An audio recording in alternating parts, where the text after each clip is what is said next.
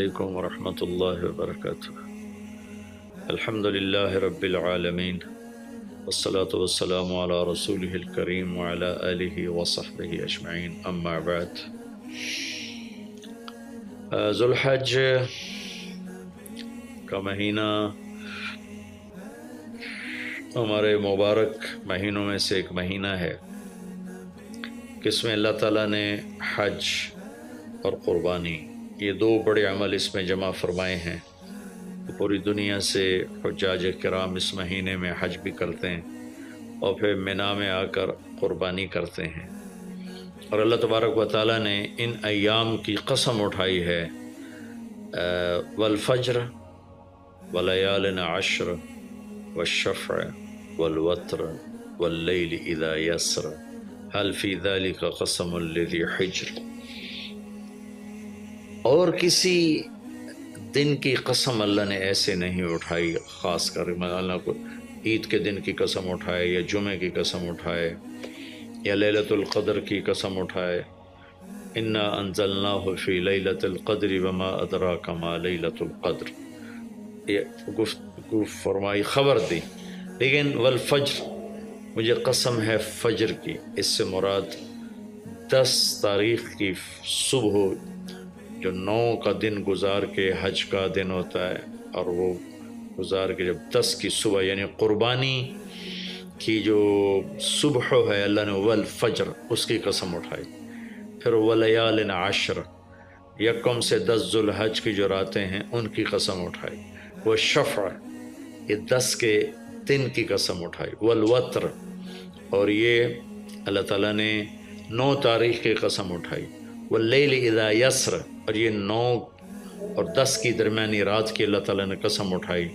یہ کسی بھی ٹائم کی، دن کی، مہینے کی، سال کی، اس طرح اللہ تعالیٰ نے خوبصورت انداز میں قسم نہیں اٹھائی جیسی اللہ تبارک و تعالیٰ نے یہ ان 10 دن راتیں، 9 کا دن، 10 کا دن، 10 کی رات، 10 کی صبح۔ اور اللہ کے نبی کا فرمان ہے کہ ان 10 دنوں میں اللہ تعالیٰ کو جتنی عبادت پسند ہے وہ اور کسی دن میں بھی پسند نہیں، اور اس میں کوئی شک نہیں، ان 10 دنوں میں سب سے بڑی عبادت وہ حج ہے، جس کو اللہ تعالیٰ نصیب فرمائے اور جس کے مقدر میں فرمائے۔ حج ان 10 دنوں کی سب سے بڑی عبادت ہے۔ عرفات کی 1 دن کی حاضری وہ 10 لاکھ دن کی حاضری یا 1 لاکھ دن کی عبادت کے برابر ہوتی ہے، اور عرفات کے دن کی حاضری میں اللہ تعالیٰ کا ارشاد ہوتا ہے، میرے بندو آج اتنے گناہ لے کر آؤ، جتنے بارش کے قطرے، جتنے درختوں کے پتے، جتنے ریت کے ذرے، جتنے گردش ایام میں جب سے ٹائم شروع ہوا ہے اس میں بننے والے دن اور رات، اور یہاں کے توبہ کرو، میں سب معاف کروں گا۔ اور عرفات کے دن جتنا شیطان ذلیل ہوتا ہے اتنا کسی دن بھی ذلیل نہیں ہوتا، اور میرے محبوب صلی اللہ علیہ وسلم نے یہ دن حج کا، عرفہ کا، زور اثر کٹھی پڑھ کے پھر سارا دن شام تک کوئی 5-6 گھنٹے مسلسل دعا مانگی، اور آپ نے فرمایا کہ اس وقت میرا اللہ میرے صحابہ پہ فخر فرما رہا ہے، اور قربان جاؤں خطاب کے بیٹے پر، فرمایا، اور عمر بن خطاب پہ اس وقت میرا اللہ خاص طور پہ خوش ہو رہا ہے، اور خاص طور پہ عمر بن خطاب پہ اللہ تعالیٰ فخر فرما رہا ہے۔ تو ان 10 دنوں میں جسے اللہ حج میسر فرما دے تو اس سے بڑی عبادت کوئی نہیں۔ حج میسر نہیں ہے تو پھر ان 10 دنوں میں نومی کا روزہ رکھنا، ان 10 دنوں میں روزے رکھنا، اس میں نوافل کی کثرت، صدقے کی کثرت، پھر قربانی، یہ سارے اعمال ان 10 دنوں میں انتہائی محبوب ہیں، جنہیں اللہ سعادت دے دے حج کی، بار بار جائیں۔ تابعوا بین الحج والعمرہ، حج عمرہ آگے پیچھے کرو، آگے پیچھے کرو۔ ایک بہت بڑا طبقہ ہے جو یہ کہتا ہے کہ ایک دفعہ فرض ہے اس کے بعد کوئی ضروری نہیں۔ میں کب کہتا ہوں کہ ضروری ہے؟ ضروری نہیں ہے، لیکن ضروری کا مطلب فرض نہیں ہے، لیکن اللہ اس کے رسول کو پسند ہے کہ اس کے گھر بار بار آیا جائے، بار بار حاضری دی جائے۔ اللہ کے نبی کو تو آخر عمر میں جا کے موقع ملا، اس کے بعد آپ دنیا سے تشریف لے گئے۔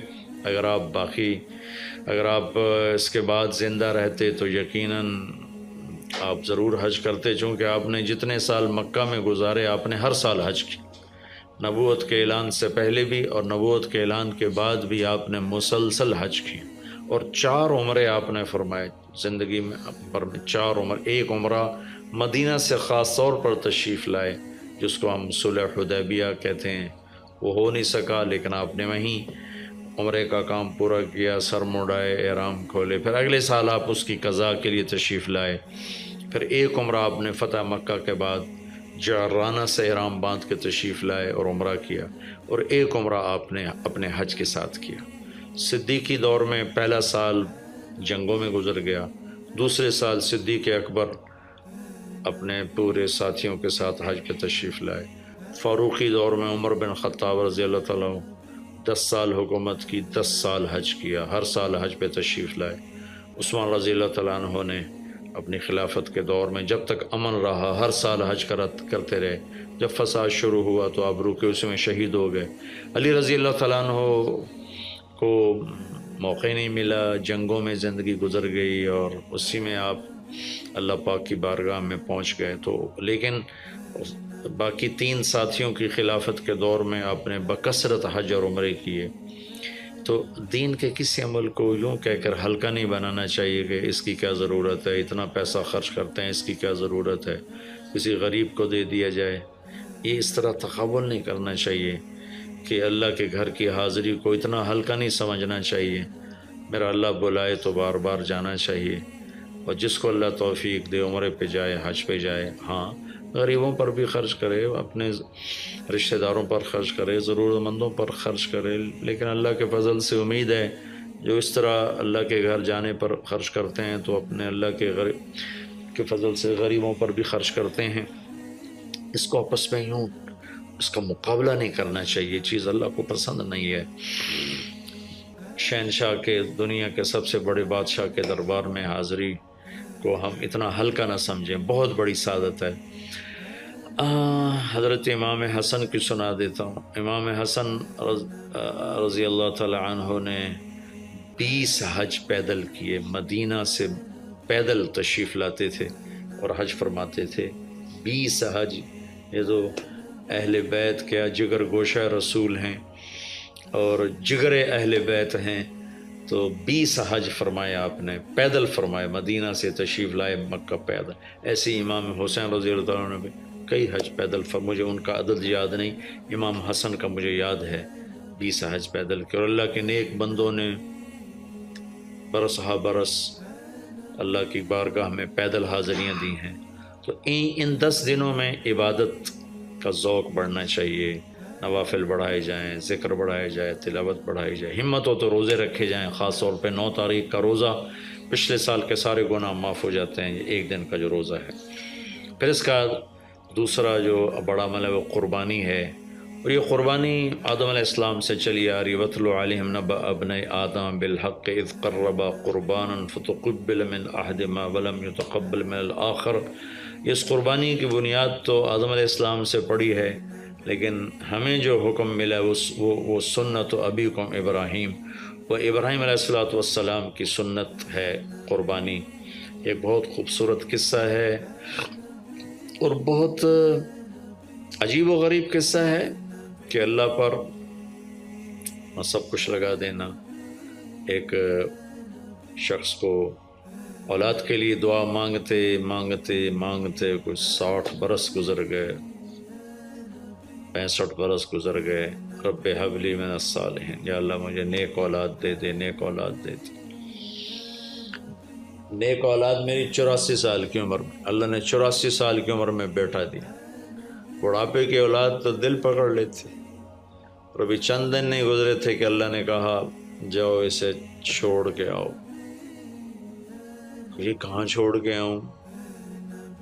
کہ جبریل آئے گا تمہیں راستہ بتائے گا۔ تو جبریل انسانی شکل میں آئے، وہ براق کی طرح نہیں یہ سفر ہوا کہ ایک دم میں پہنچا دیا، بلکہ جبریل انسانی شکل میں آئے، اونٹنی پر سوار ہو کر، ابراہیم علیہ السلام دوسری اونٹنی پر، بچہ اور بیگم، اور ان کو فلسطین سے چلایا، اور چلاتے چلاتے چلاتے چلاتے جب مکے کے کالے پہاڑ آ گئے جہاں کچھ بھی نہیں ہے، نہ پانی نہ سایہ، کہ یہاں چھوڑ دو، بیت اللہ ٹیلا تھا اس وقت، یہاں چھوڑ دو۔ تو ابراہیم علیہ السلام جو آگ میں ڈلتے ہوئے نہیں گھبرائے، یہ بات سنی تو گھبرا کر کہنے لگے یہاں کیسے چھوڑ دوں، یہاں تو کچھ بھی نہیں ہے۔ تو جبریل نے کہا جی آپ کے اللہ کی منشا ہے کہ اس بچے کو یہیں چھوڑ دیا جائے، تو نے وہیں چھوڑا اور واپس چل دیا۔ اور حضرت حاجرہ حیران پریشان ہو گئی کہ کہاں چھوڑ کے جا رہے ہو، کیوں چھوڑ کے جا رہے ہو، جواب ہی نہیں دے رہے۔ 3 میل ان کے ساتھ چلتے نہیں، وہ جواب ہی نہیں دے رہے۔ 3 میل کے بعد ان کو یاد آئی یہ تو اللہ کے نبی ہیں۔ اللہ امرک، ابراہیم کا یہ اللہ کا حکم ہے؟ کہاں اللہ کا حکم ہے، اذن لن یضیعنا اللہ، جاؤ پھر اللہ مجھے ضائع نہیں کرے گا۔ اس طرح بنیاد رکھی، بچے کو ایسے جنگل میں چھوڑا۔ جب وہ بڑے ہو گئے تب حکم آیا جاؤ ذبح کرو۔ تو اب آپ کی عمر ہو چکی ہے کوئی 92 سال یا 94 سال، 90 پلس ہے، 100%۔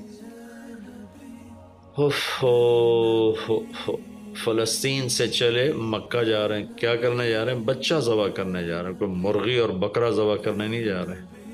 پھر ان کو تیار کرا کے مینا کی وادی میں لا کر کہنے لگے بیٹا اللہ کا حکم ہے تمہیں ذبح کر دو۔ تو بیٹے نے کہا یا ابت افعل، تو آپ کر دیں جو کرنا ہے۔ ابراہیم علیہ السلام کہنے لگے تو یہ خبر بھی ہے میں کیا کہہ رہا ہوں؟ کہا جی مجھے پتہ ہے، آپ کہہ رہے ہیں مجھے ذبح ہونا ہے تو آپ کے بدلے میں مجھے اللہ ملے گا، وہ آپ سے بہتر ہے، اور دنیا کے بدلے میں جنت ملے گی، وہ دنیا سے بہتر ہے۔ پھر معصوم بچے نے کہا ابا میرے ہاتھ باندھنا، تو مجھے الٹا لٹانا، اور پھر فرمایا کہ مجھے اپنا کرتا اتارا اور کہا کہ یہ میری اماں کو دے دینا، میری نشانی رہے گا، اور آپ اپنے کرتے میں مجھے کفن دے کے ادھر دفن کر دینا۔ تو ان کے ہاتھ باندھے، پاؤں باندھے، الٹا لٹایا، اپنا گھٹنا رکھا ان کی کمر پر، ان کے سر کے بال اٹھایا تھوڑا سا اوپر کر کے نیچے چھری چلانے کے لیے، ایک ہاتھ میں بال تھے ایک ہاتھ میں چھری تھی، اور یوں آسمان کو دیکھا کہ اللہ تو مجھ سے ناراض ہو گیا ہے کہ اسماعیل کی محبت نے میرے دل میں جگہ پکڑ لی ہے۔ نہیں میرے مالک، میرے دل میں تیرے سوا کچھ نہیں ہے، اگر میرا کوئی امتحان ہے تو پاس کر دے،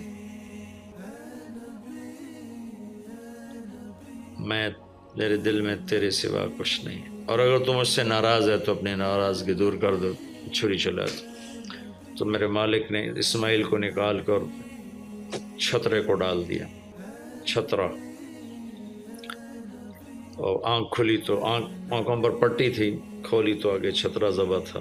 نبی پاک صلی اللہ تعالی علیہ وسلم قربانی کے موقع پر 2 چھترے، بکرا نہیں، بھیڑ نہیں، گائے نہیں، بھینس نہیں، 2 چھترے ذبح فرماتے تھے قربانی کے، ایک اپنی طرف سے ایک امت کی طرف سے۔ حج کے موقع پر آپ نے 63 اونٹ ذبح کیے، 63 اونٹ، جو ایک اونٹ میں 7 آدمی ہوتے ہیں، ایک اونٹ میں 7 آدمی ہوتے ہیں۔ تو کچھ 441 42 441 قربانیاں آپ نے کی اپنی طرف سے، اور مالداروں کو پیغام دیا کہ قربانی خوب کرو۔ لیکن ہمارے ملک میں ایک عجب چیز چل گئی ہے، بیل لے لیا، 20 لاکھ کا بیل لے لیا، یہ صرف فخر ہے، ریا ہے اور بناوٹ ہے، دکھاوا ہے۔ آپ 20 لاکھ کے بکرے خریدیں تاکہ غریبوں کو گوشت پہنچے، 20 لاکھ کا ایک بیل لے کے، تو آپ نے کون سا سمجھداری کا، عقل مندی کا کام کیا؟ وہ کراچی مجھے لے گئے منڈی میں، تو 5 لاکھ کے بکرے کھڑے ہوئے، تو میں تو حیران پریشان ہو گئے، بکرے کی قیمت 5 لاکھ۔ تو وہ جو مالدار لوگ ہیں ان میں ایک مقابلہ بن گیا ہے اور ایک فخر بن گیا ہے، جی میں 20 لاکھ دا ذبح کیتا، میں 10 لاکھ دا ذبح کیتا، ہم نے تو بھائی 50 لاکھ کا ذبح کر دیا۔ میں آپ سب بھائیوں کی منت کرتا ہوں، اللہ نے آپ کو رزق دیا ہے تو آپ بیوقوف نہ بنیں، آپ اس کو صحیح خرچ کریں۔ آپ 20 لاکھ کے جانور خریدیں، 20 لاکھ کے آپ بکرے لے لیں، 20 لاکھ کے آپ عام درجے کی گائے لے لیں، آپ بھیڑے لے لیں، آپ اونٹ لے لیں، بیل لے لیں، 20 لاکھ کے بیل لے لیں تو کتنی بڑی قربانی ہوگی اور کتنے غریبوں تک وہ کھانا جائے گا۔ 20 لاکھ کا ایک بیل لے کر آپ نے کیا کمایا؟ کون سی نیکی کمائی آپ نے؟ تو میں اگر کوئی میری بات پہنچ جاتی ہے کسی ایسے میرے بھائی تک جو ایسا شوقین ہے، یقیناً اس نے اللہ کے لیے بہت بڑا قدم اٹھایا کہ 20 لاکھ خرچ کر دیے ہیں، لیکن تھوڑی سی نادانی سے کام لیا ہے، بلکہ بہت بڑی نادانی سے کام لیا ہے کہ 20 لاکھ صرف 4-5 من 10 من گوشت پہ لگا دیے، جبکہ اس میں سے 1000 من گوشت نکل سکتا تھا اگر وہ 20 لاکھ کے بکرے لے لیتے، 20 لاکھ کی بھیڑیں لے لیتے، چھترے لے لیتے، دمبے لے لیتے، 20 لاکھ کی گائے عام خرید لیتے، وہ بچھڑے لے لیتے، تو کتنے غریبوں تک یہ گوشت چلا جاتا۔ تو یہ میرے ملک میں یا خاص طور پر شہروں میں، کراچی میں تو پاگل ہوئے پڑے ہیں لوگ۔ جو کراچی منڈی انہوں نے دکھائی تو میں حیران پریشان ہو گیا کہ یہ کیا حماقت ہے، نادانی ہے۔ اور پھر ان بیلوں کو وہ پستے کھلا رہا ہے، بادام کھلا رہا ہے، مکھن کھلا رہا ہے، دودھ پلا رہا ہے۔ وہ بیچارہ بیل بھی تھک موٹا ہو بیچارہ تھک کے کھڑا ہوتا ہے، میں نے جلدی فارغ کرو، ذبح کرو، اس کی جان پھنسی ہوتی ہے۔ تو میں مالدار بھائیوں سے عرض کرتا ہوں کہ ایسی نادانی کے کام نہ کریں، اس قربانی کو اس طرح کریں کہ غریبوں کے لیے یہ دن اللہ نے رکھا ہے تو اس طرح کریں کہ غریبوں کو نفع پہنچے۔ یہ اس نادانی سے توبہ کریں کہ ایک بیل 10 لاکھ کا لے لیا، ایک بکرا 5 لاکھ کا لے لیا، اس میں کتنا پیسہ آپ نے ایک تھوڑے سے بہت تھوڑا نفع کمایا، بہت زیادہ خرچ کیا۔ اس کے ساتھ اب بہت بڑا نفع، چونکہ قربانی کے جانور جب ذبح ہوتے ہیں تو جتنے اس کے جانور کے جسم پہ بال ہوتے ہیں اتنی نیکیاں لکھی جاتی۔ 20,000 کا بکرا اچھا مل جاتا ہے تو 1 لاکھ میں 5 بکرے آ جاتے ہیں، اور 5 لاکھ میں 25 بکرے آ جاتے ہیں۔ ایک بکرا 5 لاکھ کا لیا، اس کے جسم پہ فرض کرو 1 لاکھ بال ہیں اور آپ نے 25 لیے تو 25 لاکھ آپ کی نیکیاں بڑھ گئیں۔ تو یہ بہت نادان طرز چل رہا ہے۔ میں آپ سب کی منت کرتا ہوں کہ اس طرح پیسہ ضائع نہ فرمائیں، اللہ کی دی ہوئی امانت ہے۔ ایک بیل آپ نے 20 لاکھ کے لے لیا، 20 لاکھ میں تو 100 بکرے آ سکتے، 100 بکروں کے ذریعے سے کتنے لوگوں کی خدمت کی جا سکتی ہے۔ تو اس قربانی کو شوق سے بھی کریں، اور مستحب یہ ہے کہ جس کے جو قربانی کر رہا خود ذبح کرے یا اس کی جگہ کھڑا، وہ اس جگہ ذبح کرنے والے کے پاس کھڑا ہو۔ قربانی کے گوشت میں سے قربانی کی قیمت نہ دی جائے، قربانی کی اجرت نہ دی جائے، اجرت اس کے علاوہ دی جائے، اور اس کی کھال کا صدقہ کر دیا جائے۔ جہاں آپ مناسب سمجھیں وہاں آپ اس کا صدقہ کر دیں تاکہ وہ بھی اللہ کے راستے میں خرچ ہو جائے، استعمال ہو جائے۔ تو ان 10 دنوں کی اللہ تعالیٰ نے بڑی فضیلت رکھی ہے۔ اللہ تعالیٰ ہمیں ان کی قدردانی کی توفیق نصیب فرمائے۔ السلام علیکم ورحمۃ اللہ۔